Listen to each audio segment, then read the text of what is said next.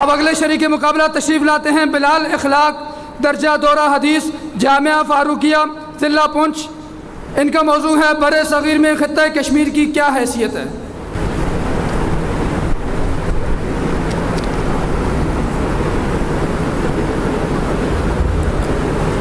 حامدا للہ تعالی اولا و ثانیہ ولعنان الثناء الیہ ثانیہ۔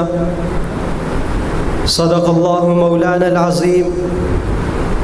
انتہائی واجب القدر حضرات علماء کرام اور طلباء عظام، اگر کسی سے پوچھا جائے کہ خطہ کشمیر ہے کیا، تو جواب ملتا ہے کہ 1947 میں ہندوستان نے تقسیم کے بنیادی فارمولے کی خلاف ورزی کرتے ہوئے کشمیر کے اندر اپنی فوجیں داخل کر دیں۔ لیکن یہ بات اپنی جگہ مسلم ہے، لیکن جواب ادھورا ہے، اس لیے کہ سرزمین کشمیر تو وہ سرزمین ہے کہ جو صدیوں پہلے اسلام کے نور سے منور ہونا شروع ہو چکی تھی۔ سرزمین کشمیر تو وہ سرزمین ہے کہ جو 6000 سال پہلے کی تاریخ رکھتی ہے۔ سرزمین کشمیر تو وہ سرزمین ہے کہ جو مغربی ہمالیہ میں سطح سمندر سے 6000 فٹ کی بلندی پر واقع ہے، جس پر مسلسل 21 ہندو خاندانوں نے حکومت کی، جن کی سرکوبی کے لیے اسلام کے عظیم سپہ سالار محمد بن قاسم کی شکل میں اور محمود غزنوی کی شکل میں اس خطہ کی طرف متوجہ ہوتے ہیں۔ سامعین محترم، توجہ کیجئے گا کہ تمام قوموں کی اندرونی قوتیں تمام اشخاص کی، خصوصی اشخاص کی بیداری کے ساتھ قوت اور میدان کے اندر آتی ہیں۔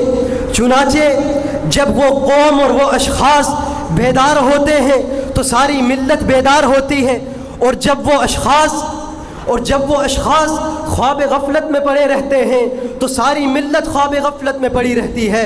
یہی وجہ ہے کہ سرزمین کشمیر پر جب وہ خاص اشخاص بیدار ہوتے ہیں تو سرزمین کشمیر وہ سرزمین بن جاتی ہے کہ جس کے اوپر 5 صدیاں مسلسل اسلام کا دورہ ہوتا ہے۔ پھر وقت گزر جاتا ہے، وقت کی تاریخیں بدلتی جاتی ہیں، انگریز کا دور شروع ہوتا ہے، انگریز کا وقت آتا ہے، 1840 تک انگریز کا دورہ ہوتا ہے۔ 1840 کے اندر انگریز اس خطہ کو پنجاب کے راجہ کے حوالے کر دیتا ہے۔ پنجاب کا راجہ اسی سال اس خطہ کو کشمیر کے راجہ کے حوالے کر دیتا ہے، جس کو 75 لاکھ نارک شاہی کے عوض اس خطہ کو فروخت کر دیا جاتا ہے۔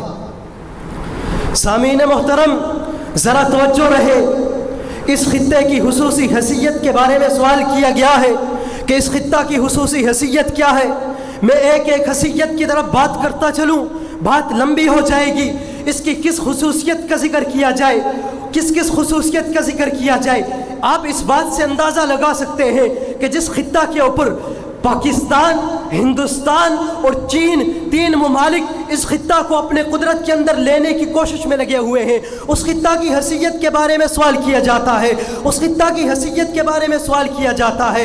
اس خطہ کی حیثیت کیا ہے کہ تاریخ کی کتاب لکھنے والا کشمیر کے اندر پنڈت کتاب لکھنے والا تھا۔ اس خطہ کی حیثیت کے بارے میں سوال کیا جاتا ہے کہ جس خطہ کے بارے میں پاکستان اور ہندوستان کے درمیان ایک معاہدہ ہوا تھا، اس معاہدے کے لیے لکھا گیا تھا کہ کوئی بھی غیر ریاستی باشندہ اس سرزمین کے اندر زمین خریدنے کا اہل نہیں ہوگا، جس کو ہندوستان کے وزیر اعظم نریندر مودی نے توڑ ڈالا۔ اس خطے کی حیثیت کے بارے میں سوال کیا جاتا ہے، اس خطے کی حقیقت دنیا بھر میں مسلم کیوں نہ ہو کہ جس خطہ سے اٹھنے والا علامہ اقبال دنیا بھر کو یہ عظیم نظریہ اور فکر دے کر جاتے ہیں۔ اس خطہ کی خصوصی حیثیت کے بارے میں سوال کیا جاتا ہے، اس خطہ کی حیثیت دنیا بھر میں مسلم کیوں نہ ہو جس خطہ سے اٹھنے والا محدث اعظم علامہ محمد انور شاہ کشمیری دنیا کفر کے لیے قہر الہی بن کر نازل ہوتا ہے۔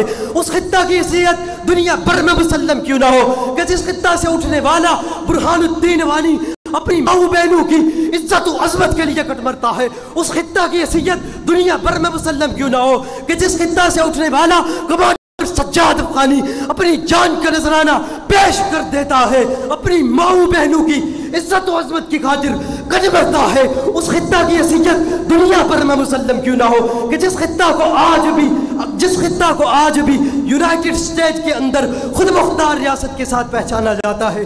یہی وجہ ہے کشمیریوں کی 80% آبادی اس خطہ کو خود مختار دیکھنے کی خواہاں ہے، لہٰذا ہمارا مطالبہ ہے کشمیر کو خود مختار اور آزاد کیا جائے، یہی ہمارا مطالبہ ہے۔ وآخر دعوانا ان الحمدللہ رب العالمین۔